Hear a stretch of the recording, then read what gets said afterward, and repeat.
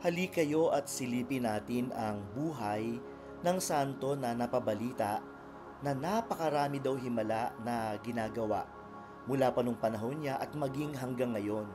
Ang sabi nga ng ibang commentators, pangalawa sa mahal na birhen, ang santong ito yata ang pinakamarami ng himala na ginawa sa simbahan.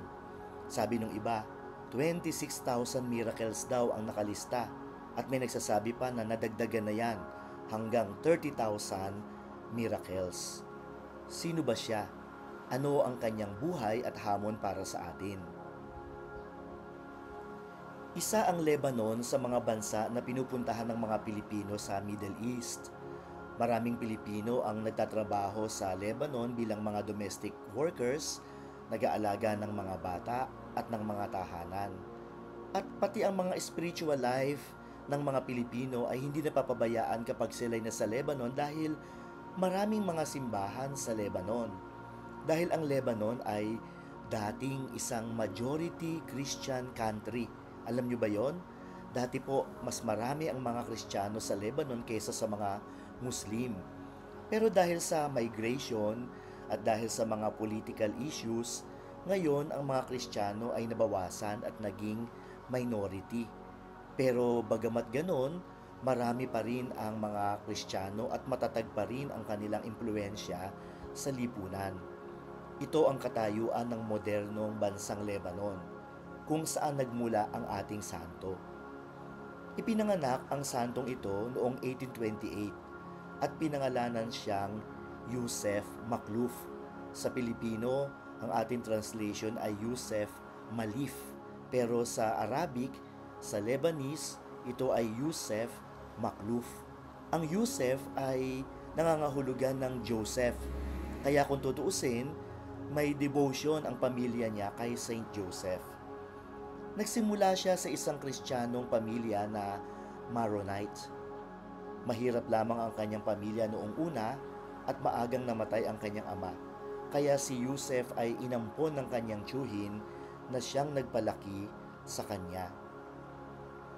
Bahagi si Yusef at ang kanyang pamilya ng tinatawag na Maronite Catholic Church. Ang mga Maronites ay mga Katoliko din katulad natin at nagsasabuhay ng tradisyong Kristiyano na sinimulan ni San Maron, kaya Maronite. Sila ay isa sa mga sangay o branches ng pamilya ng simbahang Katoliko sa buong mundo. Kung tayo ay Roman Catholic, karamihan sa mga Lebanese ay Maronite Catholic, pero pareho pa ding Catholic. Ang leader ng mga Maronite Catholics ay laging isang kardinal ng ating simbahan at sila ay nasa ilalim ng pangunguna pa rin ng ating Santo Papa sa Roma. Bumalik tayo kay Yusef. Paglaki ni Yusef ay pumasok siya sa monastery of Our Lady of Lebanon at pagkatapos na maganap niya ang kanyang panata ng poverty, chastity at obedience, ay pinalitan ang kanyang pangalan na Charbel. Yung Charbel ay nagmula naman sa isang sinaunang martir ng simbahan at kinuha niya ang pangalang ito nang magsimula na ang kanyang professed religious life. Mapalad si Charbel dahil naturuan siya at nagabayan ng isa pang santo ng mga Maronite Catholics, si San Hardini. Pagkatapos niyang mag-aral ng filosofiya at teolohiya, naordinahan si Father Charbel bilang isang pari. Ibinalik siya sa St. Maron Monastery kung saan nakilala siya bilang isang mabuting monghe na puno ng diwa ng kabanalan. Ginawa niya ang kanyang mga tungkulin na may ganap na pagtatalaga ng sarili sa Diyos. Hindi lumaon ay hiningi ni San Charbel na mamuhay siya bilang isang ermitanyo at siya naman ay pinayagan. Ang isang ermitanyo ay isang namanata na mamumuhay mag-isa sa katahimikan, pagdarasal at pagsasakripisyo. 23 taon siyang nanatili sa ganitong buhay, kung saan ipinakita niya ang kanyang lubos na pagsuko ng buhay niya sa Diyos.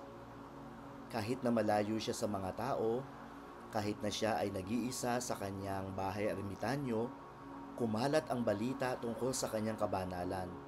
at maraming mga tao ang lumapit sa kanya upang humingi ng bendisyon at ng kanyang panalangin.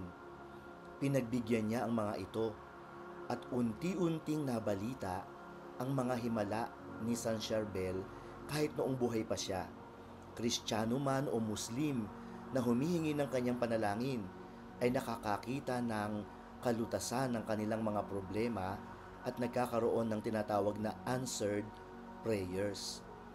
Palaging nag-aayuno si San Charbel at malalim ang kanyang debosyon sa Panginoong Hesukristo sa banal na sakramento at gayon din sa mahal na Birhen. Namatay si San Charbel noong 1898 sa bisperas ng Pasko. Itinanghal siyang santo noong 1977. Isa sa mga himala na ginawa ng Diyos pagkatapos ng kamatayan ni San Charbel ay ang pananatiling buo o incorruptible ng kanyang katawan hanggang sa kasalukuyan. Mahigit 100 taon na ang nakalilipas. Maraming kwento ng pagpapagaling sa karamdaman at iba pang mga sagot sa panalangin ang naitala ng kanyang mga deboto. Sinasabi din na tuwing huhukayin ang libingan ni San Charbel, nakikita na ang kanyang katawan ay patuloy pa ring nagpapawis at may dumadaloy na dugo. Ano ang hamon sa atin ni San Charbel? Hindi kinakailangan na laging nakalublob sa mundo upang maging bahagi ng mundo.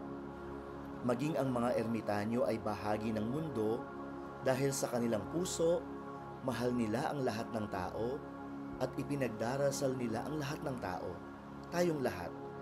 Kung may mga pagkakataon na hindi tayo makakatulong ng pisikal sa iba, gamitin natin ang dasal bilang kasangkapan ng ating pagpapakita ng kalinga at pagmamahal sa Diyos at sa ating kapwa, tulad ng ermitanyo na si San Charbel. Subukan din natin na magkaroon ng devotion sa Kanya. Sa ilalim ng description sa video na ito ay ibibigay ko ang ilang links para magkaroon tayo ng mga material na magagamit sa ating devotion kay San Charbel. Kung titingnan natin ang salita ng Diyos, sa John chapter 10 verse 10, sinasabi doon, "Hindi dumarating ang magnanakaw, kundi para lamang magnakaw, pumaslang at magpahamak. Dumating naman ako upang magkaroon sila ng buhay at lubos na magkaroon nito." Akmang-akma ang mga salitang ito ng Panginoon kay San Charbel, sapagkat siya ay isang mabuting pastol ng mga kaluluwa, hindi isang magnanakaw na kumukuha lamang sa mga tao ng kanyang kailangan, kundi isang mabuting pastol na tumutulong sa kanila sa bawat pangangailangan nila. Maaaring sa pagdarasal natin kay San Charbel, tayo rin makaranas ng special grace ng isang himala na patuloy na ginagawa ng Diyos sa tulong ng banal na taong ito. San Charbel, ipanalangin mo kami. Amen.